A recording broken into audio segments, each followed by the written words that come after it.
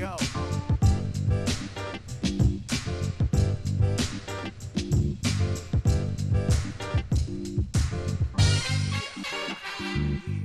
deGrom it. Nothing personal. Word of the day is deGrom it. Jacob deGrom. Are you a Mets fan? Because if you are, you've got to be DBR. You simply have to be. You're in first place. That's pretty amazing. But you've got to be despondent beyond repair because the best pitcher in baseball, foreign substance or not, and he may not even use foreign substances. All of his players came out and said he doesn't. All of his position players. But he's made out of tinfoil, it appears. I want to take you through last night's game if you weren't paying attention. 3 innings, 8 strikeouts, an RBI base knock, and then out of the game.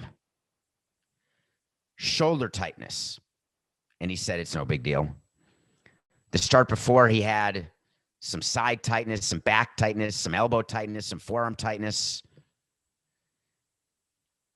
He's pitched better than any pitcher of any season ever. He's on track to have the greatest season in the history of pitching, except he hasn't pitched enough innings. What are the Mets supposed to do about this? They already signed him to a long-term deal. He's 32, 33 years old. There's so much talk going on in baseball right now about injuries. We talk about it on Nothing Personal. Every day, it's a new ace getting injured. Just the other day, Shane Bieber of the Indians got hurt. Max Scherzer went on the DL. Jacob deGrom saying, I'm good, don't worry. I just remember that we had pitchers. One of the things when you run a baseball team is you watch the game differently. You're looking for what players are doing, when they're supposed to be doing it, where they're supposed to be, how they're supposed to be doing what they're doing. You're looking at the signs from the third base coach, what play is supposed to happen when. You're looking at managerial decisions.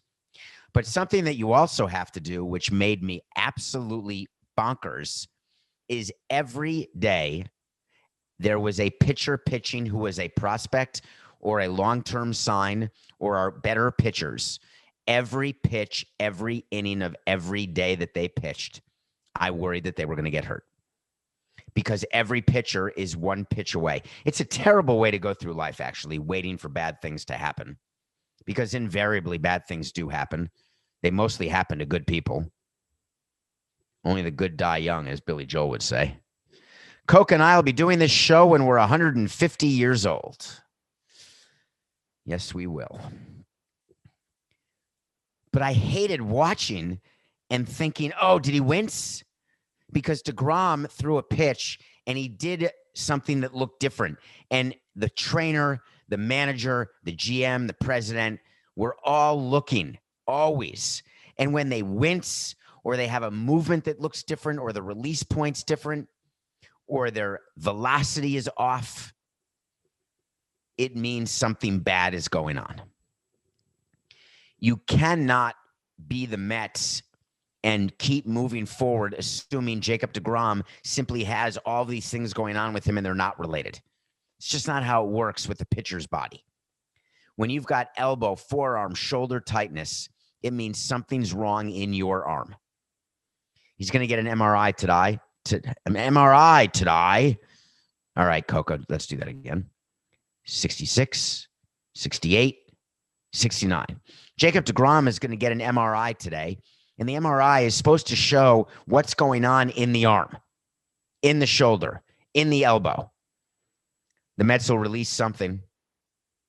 Maybe not right immediately, but they'll get the results immediately. But you know they're holding their breath. 18 years holding my breath. Worried about injuries, arguing with the union and players and thinking about collective bargaining. It's exhausting. And what's going on in baseball right now is an absolute clusterfuck. It's not enough that MLB issued a memo about foreign substances that we covered in detail yesterday. It's not enough that the players are angry. It's not enough that Tyler Glasnow said he got hurt because of foreign substances. But yesterday night, Scott Boras doubled down. And I want to give you the background because I'm tired of you thinking that this is a personal vendetta against Scott Boras. Hey, it's nothing personal. I have nothing against him personally. I don't know him as a father, husband, philanthropist. I know him as an agent. I don't have a social relationship with him. He's not a friend, barely an acquaintance. I know how he does business. And the way Scott Boras does business is that he wants to make sure that the players are represented by the union that he claims to not be a part of and separate from, which he's not. His hands are all over the union and how they operate. He wants to make sure the union does everything in their power to maximize player earnings. I'm in. I believe that everyone should have advocates. I believe in everyone's right to a defense.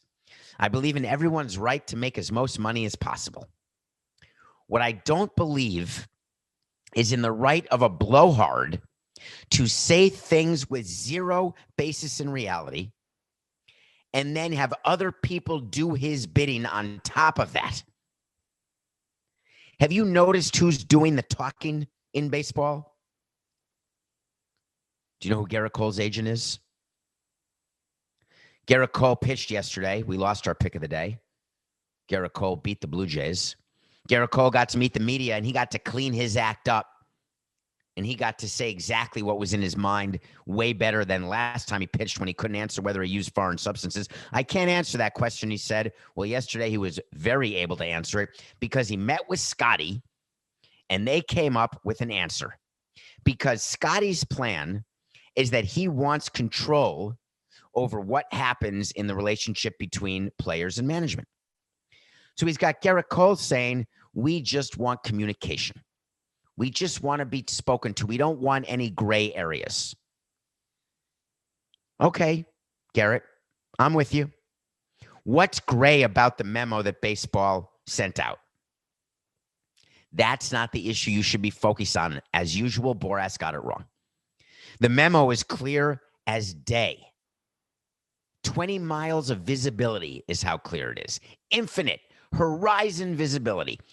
Anything that's used to doctor the ball, from spit to rosin to pine tar to sunscreen to spider tack to anything else you can think of, is illegal and comes with a 10-day suspension with pay. That seems clear. What Garrett Cole should have said is that what he's looking for is some sort of better rollout of this change because he's not comfortable, quote, going cold turkey. And that's what all the players are now saying who have used foreign substances, who have cheated for so long. And yeah, I'm saying cheated because when you violate a rule that you know exists to improve and increase your performance, that's cheating. How long is it going to take for someone to compare this scandal to the steroid scandal? Let's just go back and review this. Steroids are used to cover up injuries, to enhance your performance. Spider tack is used to grip the ball better, get better command, and help your ball do things it's not supposed to do. That's a performance-enhancing substance. It's not a drug. You're not ingesting it. It's a PES. The players made a mistake here. It's perfectly fine to doctor the ball and violate the rules because MLB was not going to enforce them and everything was going great until you went too far. The equivalent is getting an inch and taking a foot. The equivalent is when you get in trouble for doing something, not because of the thing that you've done, but because you've done it so often and so blatantly. How do you know when to punish your children? You punish them when they break the rules in a way that is so blatant that you can't dismiss it as teenage angst and teenagers or kids trying to find their way and test their boundaries. You've got to teach them when enough is enough, and the way you teach them is that you take more away than what they had. And that's what Major League Baseball is doing. It is punishing the pitchers because they went too far. And by punishing them by taking away all foreign substances, that's not where this ends, folks. In the next collective bargaining agreement, there will be part of the agreement what substances pitchers can use, and it will be very well delineated. It will be very well spelled out. You may use X, you may not use Y. Umpires will be taught what X looks like versus what Y is. Pitchers will be forced to come clean, quote unquote. Show the umpire before every game. That's my rule. The umpires will see every pitcher and what they are using that particular day. I want to see your armpits. I want to see under your hat. I want to see inside your glove. Let me see your uni. Let me see your belt. Let me see what's in the dugout. It'll just be a pregame check. All right, you've got sunscreen, rosin, and pine tar. Great. Thank you very much. What the hell is that? I don't recognize it. Nope, can't use it.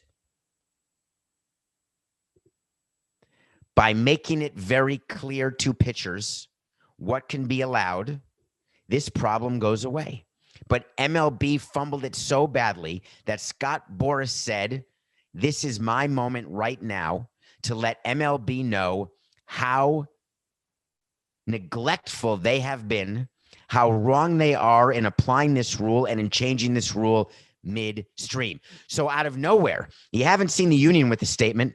You haven't seen any other agent with a statement, but Scott Boras comes up with a doozy. And he impugns Michael Hill at the same time. And that pissed me off. Michael Hill, someone I worked with for 18 years. Not true. 2002, 2017. 15 years. Michael Hill has more morals than you do, Boras, by a lot. But you say that MLB knew, as did all GMs, including Michael Hill. You named him. Why? Because he's the one, his name is on the memo that was sent to the players. Boras, you know better than that. You know that MLB puts the name of the on-field operations guy in these memos that deal with on-field operations, but you know very well this is way above Mike Hill. You know Mike Hill didn't make the final decision on this. MLB knew that clubs for years have taught pitchers to use a variety of gripping agents. This was the custom and practice, Boras said, of all MLB teams, and the commissioner's office was fully aware their technical rule was ignored by them in all MLB teams. I'm in. So far, I'm good. He then says the latest iterations of gripping substances and advances in performance measuring technology illustrate we have gone from the grip freeway to the performance-enhancing Autobahn. You're right. I'm still in agreement, Scott. Everyone agrees limiting legislation is required, and the commissioner's office should have acted years before. Really? Are you sure you wanted them to act before Garrett Cole got the contract that you got for him from the Yankees? Are you sure that's what you mean, Scott? Because you had me going great in your first paragraph and a half, but now you're going to blame the commissioner's office for not acting when you took advantage of that fact and you knew very well because you've got your own academy. You've got your own way of telling pitchers, your own pitchers what to use, and I know you're involved for a fact. To completely abolish gripping agents, other than rosin, he continued, creates a major issue as all MLB pitchers were taught by their teams control of the baseball with the use of gripping substances. Let me be extremely clear of how wrong he is. What we would do to our pitchers, we're at the big league level. You know exactly what it takes to be a big leaguer. We are going to turn our back, but supply you with what's necessary to use the gripping agent you like. And if you get better spin because you're going above and beyond, we're going to turn our back like we did with the back knee. I admit that.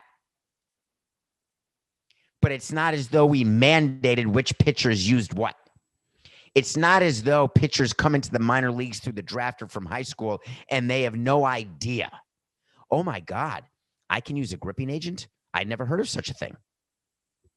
High school pitchers, college pitchers, they don't all of a sudden come to single A, double A and say, oh my God, boom. Their head would explode with the knowledge that they can use these agents. GMAB. As agents, you are involved from the beginning. You get involved with your players way before we do as major league organizations.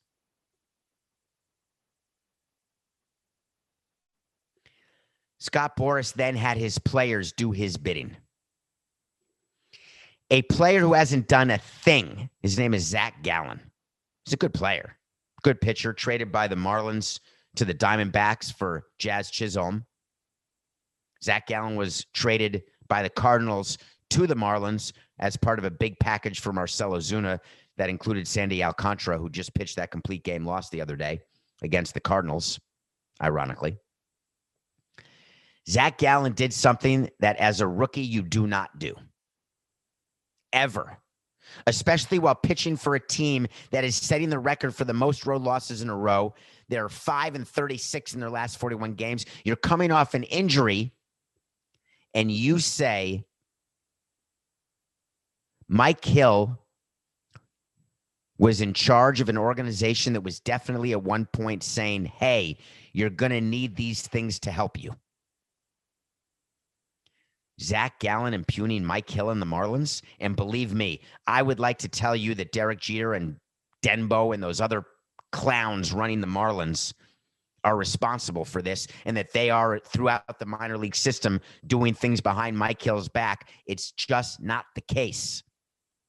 Is it going on? Yes. Are the players forced to use it? That's like saying we would force players to use steroids. No, we would be happy when they did. We take advantage of it when they did because we wanted them to play well, but we'd also get screwed when they play well on steroids, stop taking steroids after signing a big deal, and then suck. So you think we want pitchers to use these foreign substances, have this sort of spin rate, then sign them to long-term deals and then have them suck after? Guess what's going to happen, Scotty boy? No one's going to sign anybody.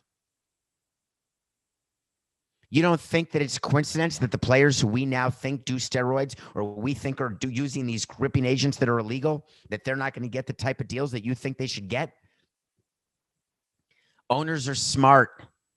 They don't want to pay money to players who had falsely buttressed performance. Zach Gallen calls out Rob Manfred. Zach Gallen should not utter the name of the commissioner.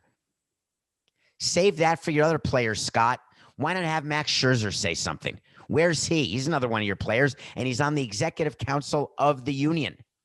But you chose your player, Zach Gallen's represented by Boras. You chose a player, a harmless player, to put out in the line of fire. You absolute wimp. Get one of your veterans. Calling out Rob Manfred for not speaking publicly about the issue. Who do you think you are? Well, it forced Mike Hill to give a response. Mike Hill spoke to the commissioner. Mike Hill spoke to the head of PR in baseball, likely because Mike Hill's not going to do a written response without speaking to them, because I know Mike Hill.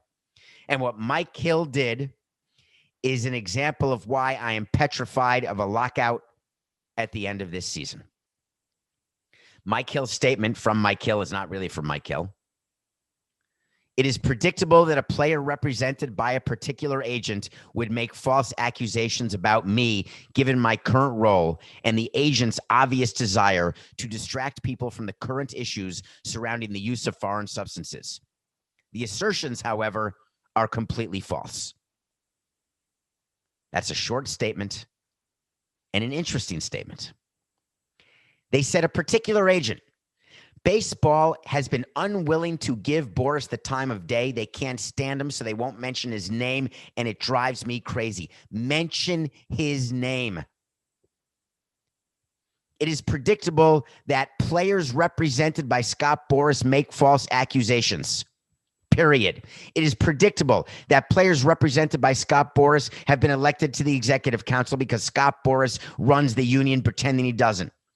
It is predictable that players represented by Scott Boras would say things about baseball that are in the best interest only of Scott Boras's players. It is typical and predictable that a player represented by Scott Boras would say something that is so patently false because Scott Boras wouldn't know the truth if it hit him in the face.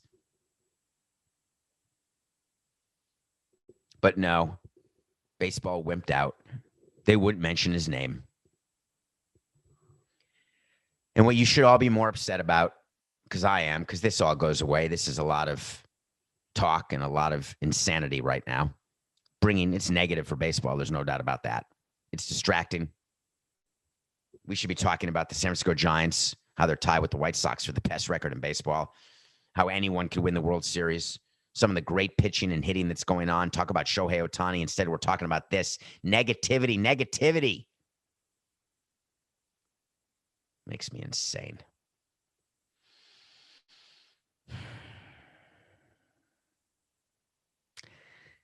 The way this ends is that at the end of the season, when the collective bargaining agreement is running out, I believe it runs out on December 31st, the owners are going to vote to lock out the players before the players have a chance to vote for a strike. There's such anger and rancor between the two sides that an issue like this, where position players are saying they've gone too far, they're saying pitchers have gone too far, but the union is going to go further. The owners are going to go further to protect what they got in the last several collective bargaining agreements, which granted were very much slanted their direction. But when December 1st comes along, the people who suffer will be you. But you know what? My prediction, I'm sticking to it. There's going to be a lockout, but we're not going to miss any time in 2022. They can't be that stupid. Can a particular agent be that stupid? Today, many small business owners are busier than ever because they are focused on managing and growing their business. They can't always spend the time they wish they could on recruiting. That's why LinkedIn Jobs has made it easier to find and hire the best candidates for free. LinkedIn's got a network of over 740 million professionals. It's a pretty simple process. LinkedIn Jobs will help you hire the right person for your role, and your first job post is free. Wait, only the first, Coca? Just visit linkedin.com/Samson. Again, linkedin.com/Samson. Post your first job. It's free. Terms and conditions apply. I haven't read the terms. I haven't read the conditions, but I know your first one's free. Just do linkedin.com/Samson. And I may even respond, because after today's show, I may need a job. You know who's on LinkedIn right now looking for a job? Stan Van Gundy. What about the day in the NBA yesterday? Scott Boras can't come to an agreement as coach of the Wizards, so he's gone. What that means is they fired him. Stan Van Gundy, after 1 year in Memphis. Cut that, Coca. Stan Van Gundy, 68, 75, 69. What a time in the NBA. Stan Van Gundy, after 1 year in New Orleans, gone. Does anyone remember the show from October 22nd, 2020? Anyone? Well, I had to wait to see that day. Wait to see is when I say something's going to happen. And either way, I'm going to revisit it. There were two wait to sees on October 22nd. First one is that the Pelicans would be led to the playoffs by Stan Van Gundy. The second one was Stan Van Gundy would not make the 4 years of his contract. He'd get fired. Well, the Pelicans didn't make the playoffs. That's a loss. But he didn't last 4 years. That's a yes. Wait to see. Stan Van Gundy doesn't last all 4 years. But what's fascinating about this story, absolutely staggering, is the truth serum that came out about the firing. What have you heard me say is so important for coaches to be able to do this day and age, and why some of the old-time coaches just, it's not working out? You've got to be able to relate to your players, and you've got to be able to have a good relationship with your owner. The owner of the New Orleans Pelicans is a person named Gail Benson. I'm just going to throw something out here, Coca, and I'm so sorry. We didn't discuss this pregame either last night or this morning, and I may be making this up. Is Gail Benson the owner of the New Orleans Saints by chance? Do you know that, Coca? Check it. Is Gail Benson the owner of the New Orleans Pelicans? Yes and yes. Is Gail Benson the one who by chance is quite politically conservative? I'm just asking. I'm just spitballing here. Is Stan Van Gundy the guy who got on Twitter and got so many followers so quickly, and his entire feed is based on his politics, and he is to the left of center, to the left of the left of center, just a little bit to the left of the left of the left of the left, right to the left of center? Turns out he and Gail Benson don't see eye to eye. because one person wants an eye for an eye. Do I know for a fact that that's why Gail Benson and Stan Van Gundy didn't get along? Are you kidding me? We could have seen this from 1,000 miles, Vanessa Carlton, 1,000 miles. Stan Van Gundy, old school gruff, trying to deal with Zion Williamson, who's already rich and already been given everything he wanted. Ingram, the other foundation of the team, he never got those guys on his side. He never got Gail Benson to appreciate what he could do as a coach, and certainly she didn't appreciate what he did as a man. When you add it all up, what do you get? You get a firing. And what I found interesting is that normally you're not going to read that. Normally, there will be a release by the team. The Pelicans have decided to split from Stan Van Gundy, go a different direction. They had David Griffin out there talking their GM, GMAB. It makes him look bad. Stan Van Gundy is not going to get another job coaching. He'll certainly get another job. He's really good in the media. He's interesting. He's been part of Le Batard Group. He could end up back on the pirate ship. But what's interesting to me is that Stan Van Gundy's time has come and gone, not because of his politics, because of the way he coaches. Why does Jeff Van Gundy not get another job? He's always rumored. I mean, he loves what he does. He's a top analyst. Stan Van Gundy could become an analyst too. He was really good at that when he was doing it. These guys are old school. I want defense. I want hard work. I want practice. Players today want three-pointers. They want dunks. They want commercials. They want rest. Practice? Practice? Hey, Stan, I'm sorry. The good news is you got Gail to give you 4 years, so you're getting 3 years.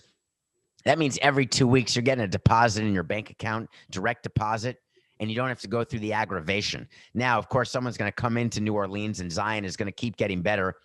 It's sort of like what happened with Mark Jackson in Golden State when Steve Kerr took over and started winning titles left, right, and center. New Orleans has a good team. I'm sorry you're not going to be a part of it. But if you're not going to be a part of it, you might as well get paid. Speaking of getting paid, when we come back, we're going to talk about two actors who got paid. And then we're going to talk a little NFL because they released a memo that's going to knock your socks off. We'll be right back. Welcome back to Nothing Personal. My name's David Samson. Show today is brought to you by LinkedIn. Make sure you go to linkedin.com/Samson. First job post is for free. Make sure you go to the YouTube channel. Can you please subscribe? I know that you see Le Batard on YouTube and you subscribe because he told you to. Please just go to YouTube and subscribe, even if you're listening to this show. And please follow, rate, review, unsubscribe, resubscribe to the podcast on Apple. I think that matters. I can't figure out why. And keep telling your friends about it. We're going to review movies, not just on other people's pods. We do it here every day. Every day, Coke and I are with you. There's a new network. It's called Paramount Plus. Remember all those commercials we had to do because CBS made us? We had to talk about all these guys climbing the mountain like Jeff Probst and all these other CBS people. Well, Paramount Plus has started, and it's cool. There's a lot of great movies I like to watch, all the TV shows I like to watch. I'm in. They released a new movie, and I watched it. It's starring Mark Wahlberg. Do you know who that is? I love him. He's great. Coke can't stand him. I don't know why. I think he's jealous of his biceps. I think he's jealous that Mark Wahlberg's an underwear model. Did you know that, Coca, that he's Marky Mark and that he was an underwear model for Calvin Klein? I bet you didn't. You're too young for that. So Mark Wahlberg stars, and here's the concept of Infinite on Paramount Plus. It's Paramount Plus original movie. The concept is that people get reincarnated. And there's a certain number of people get reincarnated time and time again, and they remember their past lives and the skills they had, and they bring those skills to bear in each future life. But there's bad guys who are reincarnated also, and they want to end the world because they're so sick of being reincarnated. The bad guy is played by Chiwetel Ejiofor from Love Actually, married to Keira Knightley. You may know him as the Oscar winner from 12 Years a Slave, and he's the bad guy in this movie. He looks bad. He's all bald with the big goatee. Payday. Payday alert for an Oscar winner. Payday alert. It's an action movie. It's a car chase, big budget movie. Paramount put a lot of money behind it. It's a great concept. The execution puts the P in poor. The whole movie puts the M in mediocre. It's called Infinite. We've seen a lot of movies about people who live forever, right? It doesn't end well. You don't want to die young, but you don't want to live forever. Somewhere in between is what people shoot for until you get to that point, and then you shoot for more, I guess. So the NFL has a situation on their hands, and they're dealing with it in a way that is so blatantly obvious that I wish they had just come out and said it. But the NFL is just smarter than MLB. Everything they do, I'm so jealous. Not anymore. I don't care anymore. But I used to be so jealous of them and the way they did PR and the way that all of you didn't care if the NFL had a misstep. You were all in. Well, the NFL did something smartly because they got the NFLPA, the Players Association, to agree and work together on next season's COVID-19 protocols. And they released them yesterday. And I want to point out a couple things. When you release COVID protocols and you change the rules for what happens for players who are vaccinated versus what happens for players who are not vaccinated, and you make it so weighted against players who are not vaccinated, you've got to come out with a statement that says the union and the owners all agree that being vaccinated is the smart way and only way to get this country open again.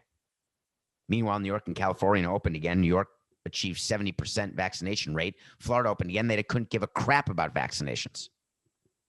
Thank you, Ronnie boy. So the NFL should have just said, we want our players vaccinated, so we are punishing them if they don't get vaccinated. Just have the cojones to say it. But the NFL, with their perfect image, never wanting to be unpopular, they just release these protocols and they bury the lead, LEDE. They bury it.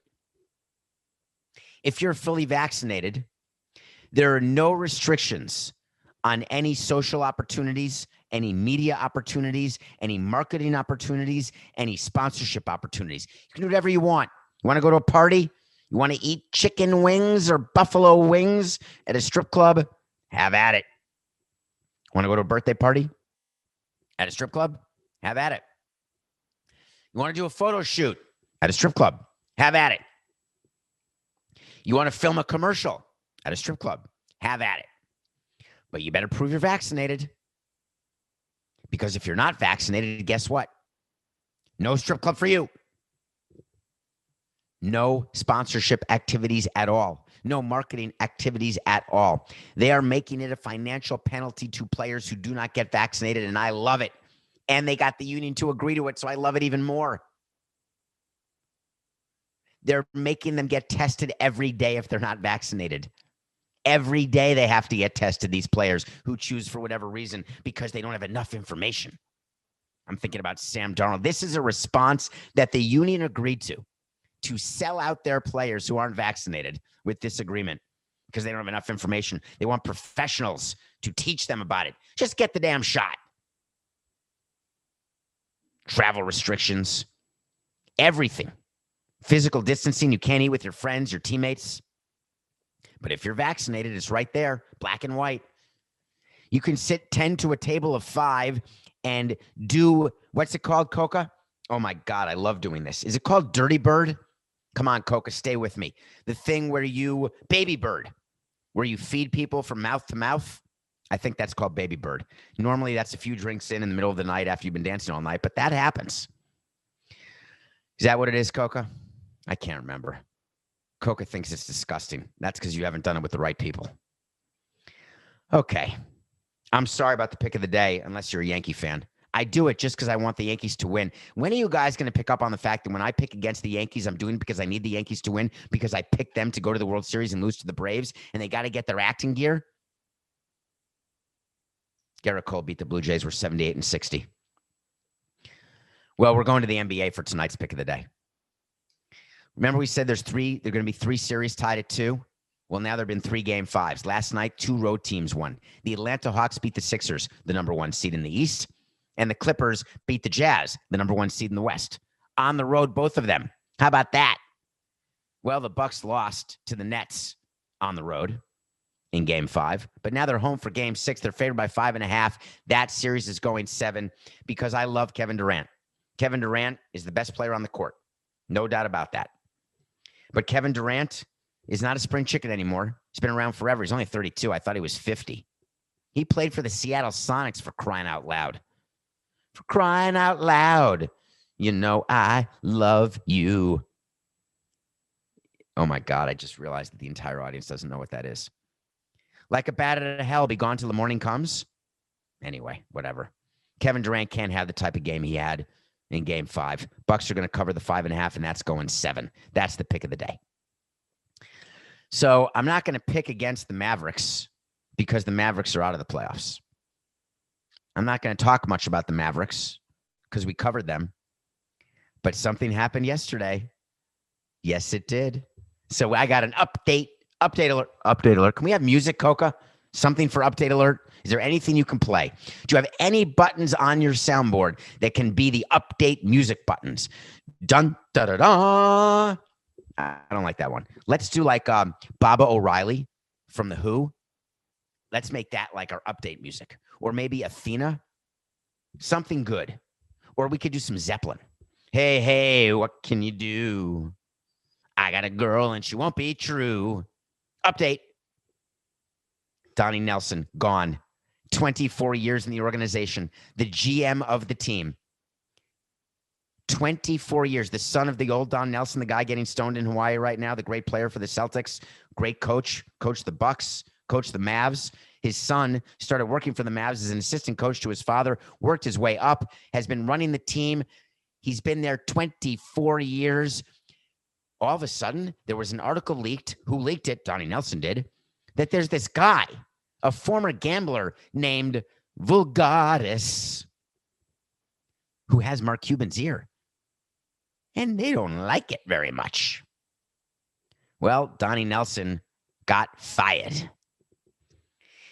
When there's a power struggle going on in a team, and I've been a part of many power struggles, you're likely going to want to take the side of the owner because the owner is going to win almost every time, like 99% of the time. Now, in a mailbag episode, or was it on Levitard? I can't remember where, something, I gave examples where I stood my ground firmly. Not many over 18 years, but I did and said, I need this. I need this. I need this. I think Donnie Nelson went into Mark Cuban and said, you got to get rid of Vulgaris because it's not good for the team. Donnie Nelson, the guy who found Dirk Nowitzki. Donnie Nelson, the guy who found Luka. But Donnie Nelson is gone. Mark Cuban made a nice statement. Thank you so much for 24 years of great service. We wish him nothing but the best. You always have to put the family too. We wish him and his family nothing but the best. Do you know how many owners wish employees and their families nothing but the best after they fire them? All of them. Do you know how many actually care? None of them. We wish you nothing but the best. Well, I got a definite surprise for you. I guarantee you what happens here. This power struggle, which was won by Vulgaris, he's going to get a title change. Right now, he's like director of quantitative research. He's not going to be the GM. The way these power struggles work is that the player and not the player, stop it, Coca. 70, 68, 69. The way this works is that when there is an executive who has the ear of the owner, that executive is not going to be named to the top spot immediately because the owner has to make it as though that executive is not the one running the show. Now, remember, this is not about, for all of you reading reports about Luka and the fact that he loved Donnie Nelson, he doesn't like Vulgare. Remember all that? Those reports coming out? And all of you worried that Luka won't sign his extension? It doesn't matter who Luka likes. Luka's very upset that Donnie Nelson got fired. I promise you that. But you think he's not going to sign his 5-year, $205 million Supermax extension now that he was named to the All-NBA team? You bet your bippy that he's going to sign. But Mark Cuban is now under the, what's it called? The hex, under the what's it called, Coca? Under the spell, I think is what I'm thinking of. Under the spell of Vulgaris, and it's not ending anytime soon. But my wait to see is that he's going to get a new title, but he will not be in charge of basketball operations because this is Power Struggle 101. He eventually will be the GM of the Mavericks, mark my word, but not today and not tomorrow. There will be another person brought in to run the organization. That person will learn quickly that Vulgaris is the guy. And then next time around, he'll get another promotion to run the team. That's how it's going to happen. So Donnie Nelson gone from the Mavericks. What else is going on in basketball? Something I got to mention before we go today. It's the last story of the day.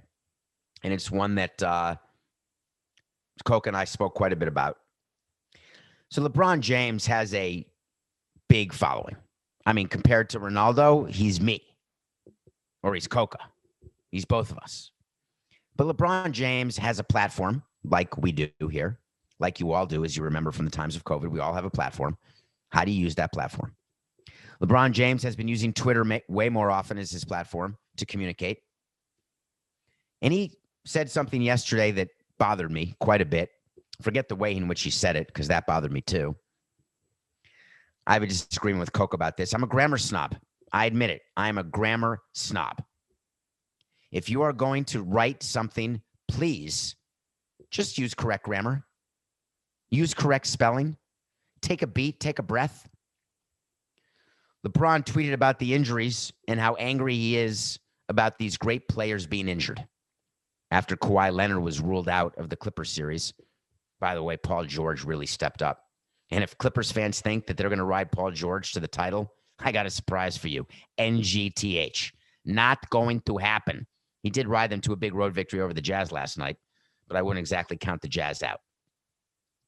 So Kawhi Leonard may have a knee injury. He's out. Bunch of different all-stars are out. Jaylen Brown with the Celtics. He never made it into the playoffs. Do you remember him? Anthony Davis missed time. Remember that? Harden, Kyrie Irving are missing time with the Nets, even though Harden's back, sort of. Donovan Mitchell with his ankles missed some time. Mike Conley of the Jazz, he missed time too. How about Joel Embiid? Now Kawhi Leonard. All of these all-stars.